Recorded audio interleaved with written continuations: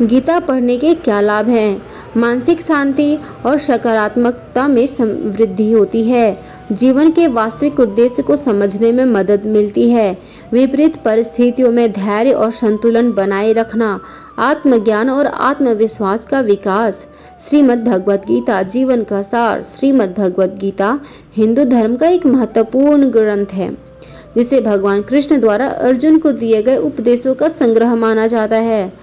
श्रीमद् भगवद गीता केवल एक धार्मिक ग्रंथ नहीं, बल्कि यह जीवन के विभिन्न पहलुओं का मार्गदर्शन करती है। इसकी शिक्षाएं हमें न केवल आध्यात्मिक ऊंचाइयों तक पहुंचाती है, बल्कि हमें एक सच्चे और निष्ठावान व्यक्ति बनने के लिए प्रेरित करती है। गीता का अध्ययन और पालन हमें जीवन में शांति, संतुष्टि और सही दिशा प्रदान करता है। यह हमें सिखाती है कि हर स्थिति में धैर्य और साहस बनाए रखते हुए सही रास्ते पर आगे बढ़ना चाहिए। गीता के उपदेशों को अपनाकर हम न केवल अपने जीवन को सार्थक बना सकते हैं, बल्कि समाज में भी सकारात्मक बदलाव ला सकते हैं। गीता को समझना और इसके संदेश को आत्मसात करना जीवन की हर परीक्षा में विजय प्राप्त करने की कुंजी है। श्रीमद् भगवद गीता एक ऐसा ग्रंथ है जो हमें जीवन के हर पहलू पर मार्गदर्शन प्रदान करता है। हमें गीता के उपदेशों को अपने जीवन में उतारना चाहिए और एक सार्थक जीवन जीना चाहिए।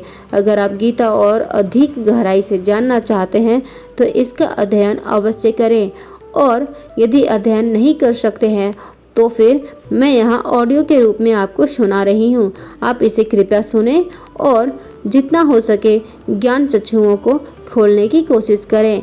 जय श्री कृष्ण। महाभारत भारत का एक प्रमुख काव्य ग्रंथ है जो स्मृति के इतिहास वर्ग में आता है। इसे भारत भी कहा जाता है। यह काव्य ग्रंथ भारत का अनुपम धार्मिक, पौराणिक, ऐतिहासिक और दार्शनिक ग्रंथ है। विश्व का सबसे लंबा यह साहित्यिक ग्रंथ और महाकाव्य हिंदू धर्म के मुख्यतम ग्रंथों में से एक है। इस ग्रंथ को हिंदू धर्म में पंचम वेद माना जाता है। यद्यपि इसे साहित्य की सबसे अनुपम कृतियों में से एक माना जाता है, किंतु आज भी यह ग्रंथ प्रत्येक भारतीय के लिए एक अनुकरणीय स्रोत है। यह कृति प्राचीन भारत के इतिहास की एक गाथा है। इसी में हिंदू धर्म का पवित्रतम ग्रंथ भगवद गीता सन्निहित है।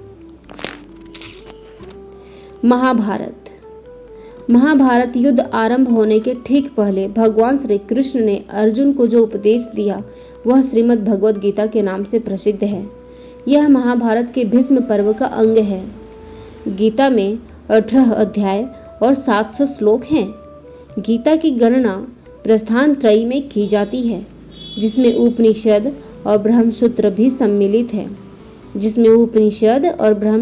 सम्मिलित है। अतएव भारतीय परंपरा के अनुसार गीता का स्थान वही है जो उपनिषद और धर्मसूत्रों का है। उपनिषदों को गौ और गीता को उसका दुग्ध कहा गया है। इसका तात्पर्य यह है कि उपनिषदों को जी अध्यात्म विद्या थी, उसको गीता सर्वांश में स्वीकार करती है। उपनिषदों की अनेक विद्याएं गीता में हैं, जैसे संसार के स्वरूप के संबंध में, विद्या के संबंध में, अनादि अजन्मा ब्रह्म के विषय में, अव्यय पुरुष विद्या, परा प्रकृति या जीव के विषय में, अक्षर पुरुष विद्या और अपरा प्रकृति या भौतिक जगत के विषय में, क्षर पुरुष विद्या, प्रकृति या भौतिक जगत के विषय में क्षर पुरुष विद्या और अव्यय पुरुष विद्या परा प्रकृति के बारे में। इस प्रकार वेदों के ब्रह्मवाद और उपनिषदों के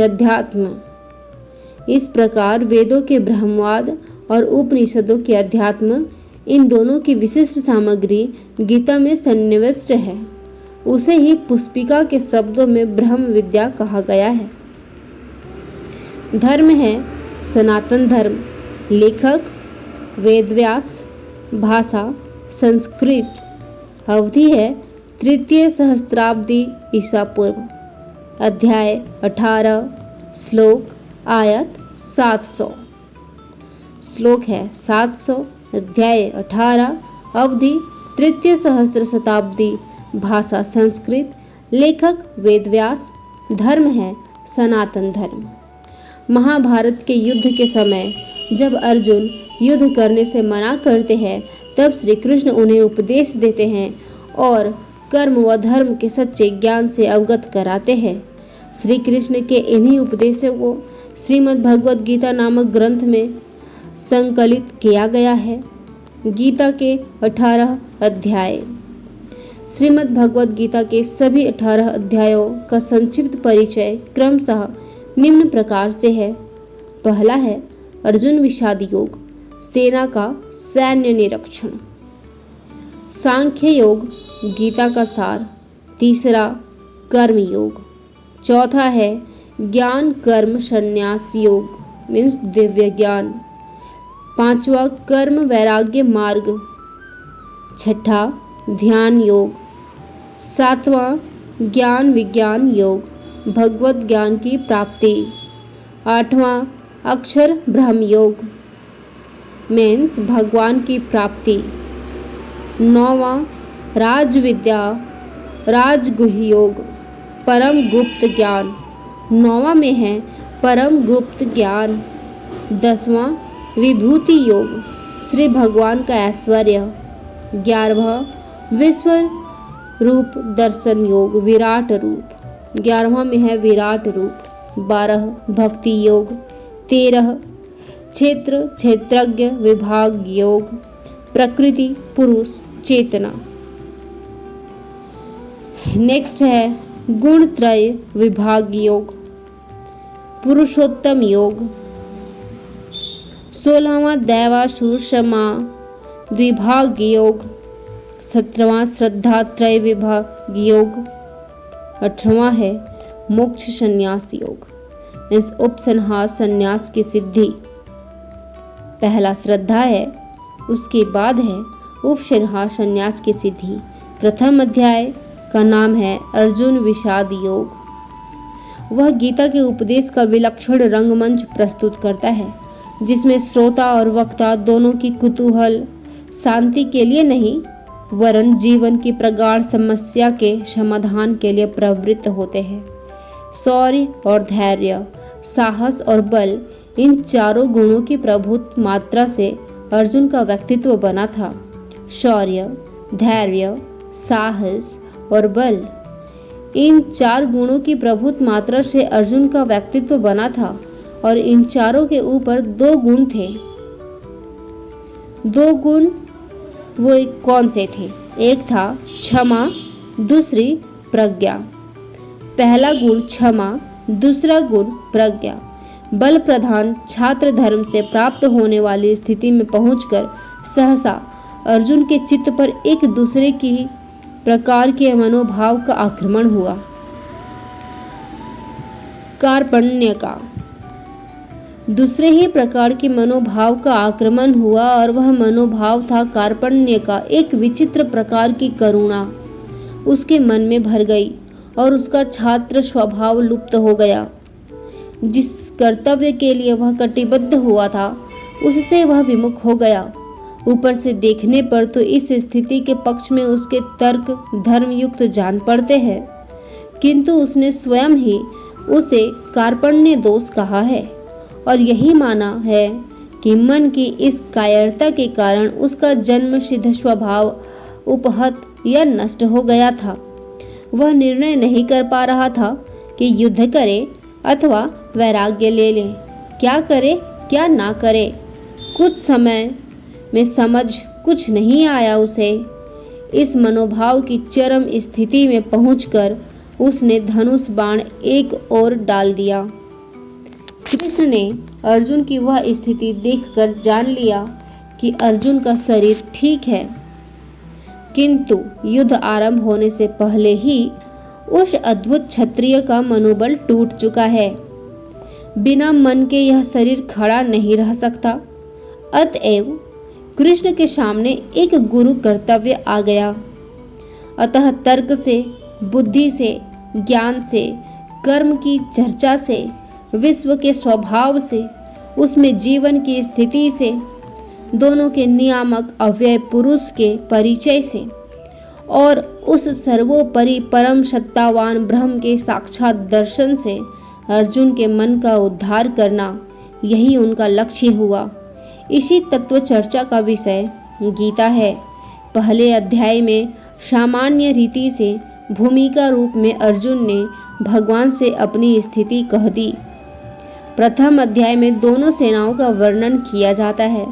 शंख बजाने के पश्चात अर्जुन सेना को देखने के लिए रथ को सेनाओं के मध्य ले जाने के लिए कृष्ण से कहते हैं। तब मोहयुक्त हो अर्जुन कायरता तथा शोक युक्त वचन कहते हैं। द्वितीय अध्याय सांख्य योग। दूसरे अध्याय का नाम है सांख्य योग। इसमें जीवन की दो प्राचीन सम्मानित परंपराओं का तर्कों द्वारा वर्णन आया है। अर्जुन को उस कृपण स्थिति में रोते देखकर कृष्ण ने उनका ध्यान दिलाया कि इस प्रकार का क्लैव्य और हृदय की क्षुद्र दुर्बलता अर्जुन जैसे वीर के लिए उचित नहीं है। कृष्ण ने अर्जुन की अब तक दी हुई सब युक्तियों को प्रज्ञावाद का झूठा रूप कहा। कृष्ण ने अर्जुन की अब तक की दी हुई सब युक्तियों को प्रज्ञावाद का झूठा रूप कहा। उनकी युक्ति यह है कि प्रज्ञा दर्शन काल, कर्म और स्वभाव से होने वाले संसार की सब घटनाओं और स्थितियों को अनिवार्य रूप से स्वीकार करता है। जीना और मरना, जन्म लेना और बढ़ना, विषयों का आना और जाना, सुख और दुख का अनुभव, ये तो संसार में होते ही हैं। इसी को प्राचीन आचार्य पर्यायवाद का नाम भी देते थे। काल की चक्र गति इन सब स्थितियों को लाती है और ले जाती है। जीवन के इस स्वभाव को जान लेने पर फिर शोक नहीं होता। यही भगवान का व्यंग्य है कि प्रज्ञा के दृष्टिकोण को मानते हुए भी अर्जुन इस प्रकार के मोह में क्यों पड़ गया है। ऊपर के दृष्टिकोण का एक आवश्यक अंग जीवन की नित्यता और शरीर की अनित्यता था। नित्य जीवन के लिए शोक करना उतना ही व्यर्थ है जितना अनित्य शरीर को बचाने की चिंता। नित्य जीव के लिए शोक करना उतना ही व्यर्थ है जितना अनित्य शरीर को बचाने की चिंता। ये दोनों अपरिहार्य हैं। जन्म और मृत्यु बारी बारी से होते ही हैं। ऐसा समझकर शोक करना उचित नहीं है। फिर एक दूसरा दृष्टिकोण स्वधर्म का है। जन्म से ही प्रकृति ने सबके लिए एक धर्म नियत कर दिया है। उसमें जीवन का मार्ग, इच्छाओं की परिधि, कर्म की शक्ति, सभी कुछ आ जाता है। इससे निकलकर नहीं भागा जा सकता। कोई भागे भी तो प्रकृति उसे फिर खींच लाती है। इस प्रकार काल का परिवर्तन या परिमाण, जीव की नित्यता और अपना स्वधर्म या स्वभाव, जिन युक्तियों से भगवान ने अर्जुन को समझाया है उसे उन्होंने सांख्य की बुद्धि कहा है। इससे आगे अर्जुन के प्रश्न न करने पर भी उन्होंने योग मार्ग की बुद्धि का भी वर्णन किया। यह बुद्धि कर्म या प्रवृत्ति मार्ग के आग्रह की बुद्धि है। यह बुद्धि कर्म या प्रवृत्ति मार्ग के आग्रह की बुद्धि है।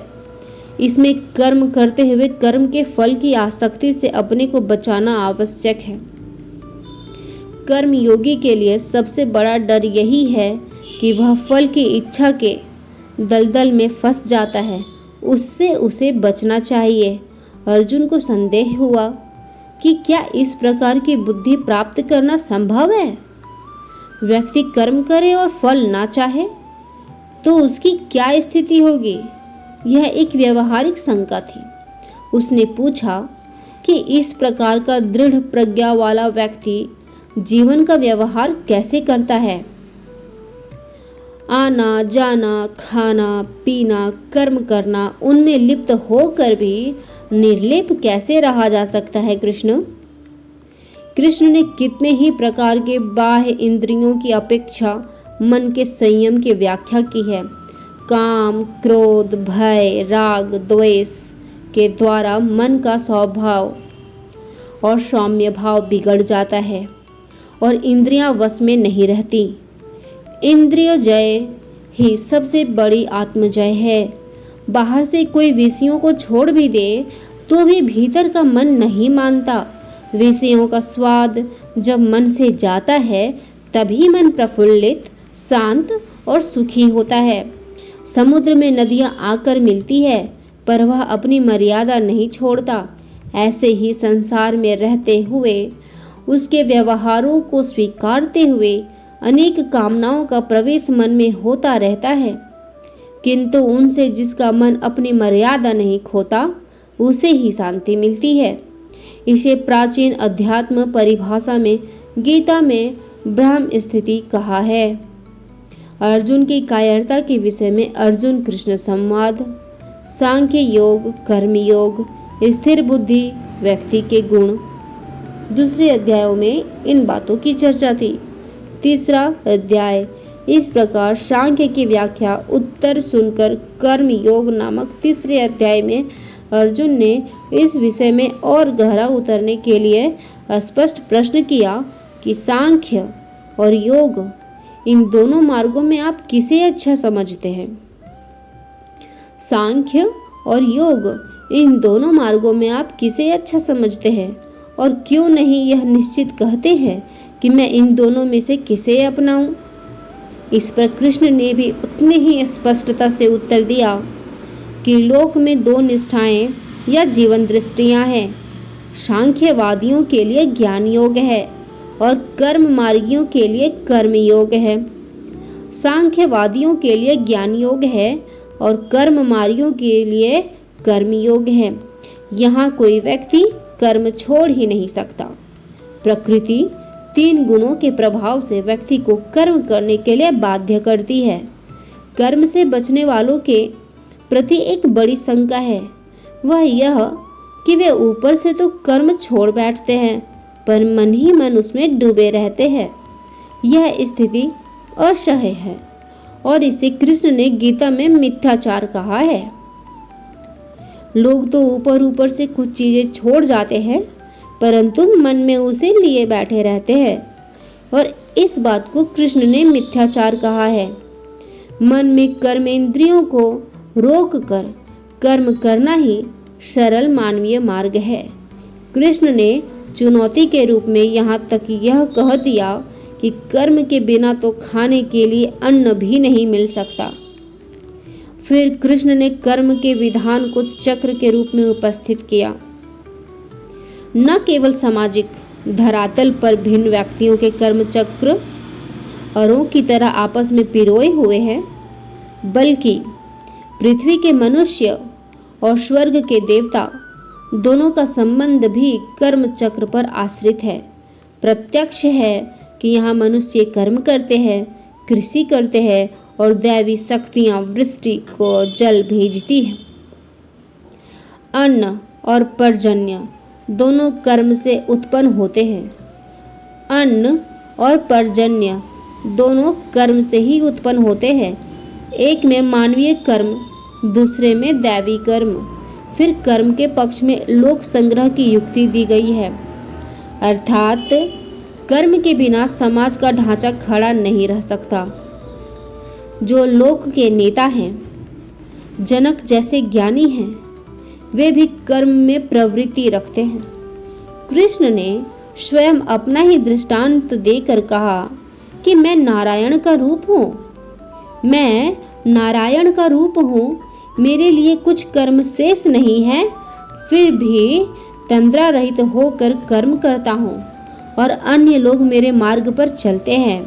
अंतर इतना ही है कि जो मूर्ख हैं वे लिप्त होकर कर्म करते हैं पर ज्ञानी असंग भाव से कर्म करता है। गीता में यही एक सभी प्राय शब्द बुद्धि भेद है, अर्थात जो साधारण समझ के लोग कर्म में लगे हैं उन्हें उस मार्ग से उखाड़ना उचित नहीं, क्योंकि वे ज्ञानवादी बन नहीं सकते और यदि उनका कर्म भी छूट गया तो वे दोनों ओर से भटक गए। नित्य कर्म करने वाले की श्रेष्ठता, यज्ञादि कर्मों की आवश्यकता, अज्ञानी और ज्ञानी के लक्षण, काम के निरोध का विषय। इन बातों की चर्चा तृतीय अध्याय में है। चतुर्थ अध्याय चौथे अध्याय में, जिसका नाम ज्ञान कर्म संन्यास योग है, यह बताया गया है कि ज्ञान प्राप्त करके कर्म करते हुए भी कर्म संन्यास का फल किस उपाय से प्राप्त किया जा सकता है। यही गीता का वह प्रसिद्ध आश्वासन है कि जब जब धर्म की ग्लानि होती है तब तब मनुष्यों के बीच भगवान का अवतार होता है, अर्थात भगवान की शक्ति विशेष रूप से मूर्त होती है। यहीं पर एक वाक्य विशेष ध्यान देने योग्य है। क्षिप्रम ही मानुषे लोके सिद्धिर्भवति कर्मजा। कर्म से सिद्धि, इससे बड़ा प्रभावशाली जय सूत्र गीता दर्शन में नहीं है। किंतु गीता तत्व इस सूत्र में इतना सुधार और करता है कि वह कर्म असंग भाव से अर्थात फलाशक्ति से बचकर करना चाहिए। भगवान बताते हैं कि सबसे पहले मैंने यह ज्ञान भगवान सूर्य को दिया था।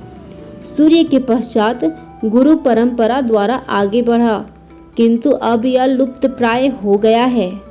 अब वही ज्ञान मैं तुम्हें बताने जा रहा हूँ। अर्जुन कहते हैं कि आपका तो जन्म हाल ही में हुआ है, तो आपने यह सूर्य को कैसे कहा? तब भगवान ने कहा है कि तुम्हारे और मेरे अनेक जन्म हुए हैं, लेकिन तुम्हें याद नहीं, पर मुझे याद है।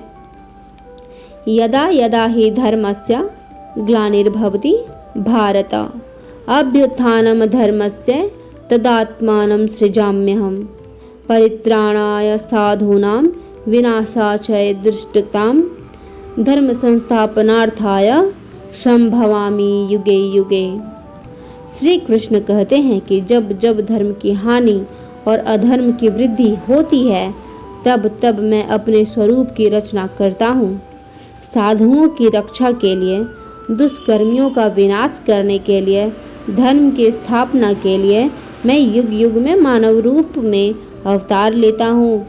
कर्म अकर्म विकर्म का वर्णन है, यज्ञों के स्वरूप का वर्णन है, ज्ञान यज्ञ का वर्णन चौथे अध्याय में किया गया है। अब है पांचवा अध्याय। पांचवें अध्याय कर्म संन्यास योग नामक में फिर वही युक्तियां और दृढ़ रूप में कही गई हैं। इसमें कर्म के साथ जो मन का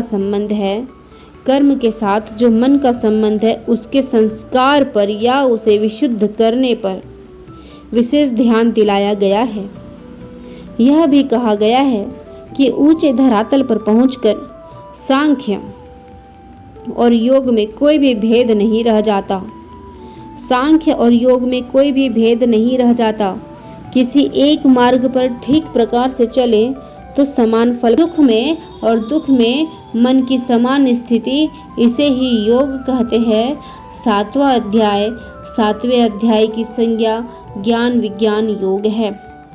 ये प्राचीन भारतीय दर्शन की दो परिभाषाएं हैं। इसमें भी विज्ञान शब्द वैदिक दृष्टि से और बहुत ही महत्वपूर्ण है। सृष्टि के नानात्व का ज्ञान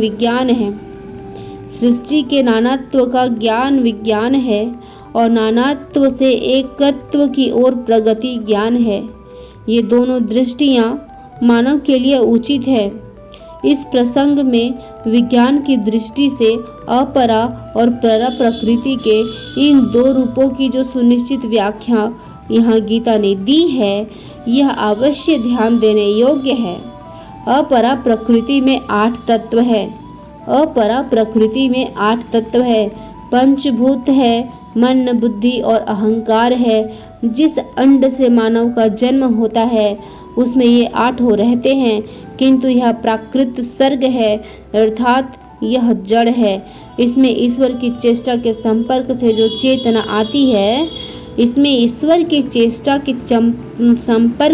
चेतना आती है, उसे परा प्रकृति कहते हैं, वही जीव है। 8 तत्वों के साथ मिलकर जीवन नवा तत्व हो जाता है।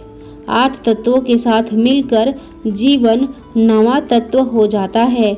इस अध्याय में भगवान के अनेक रूपों का उल्लेख किया गया है।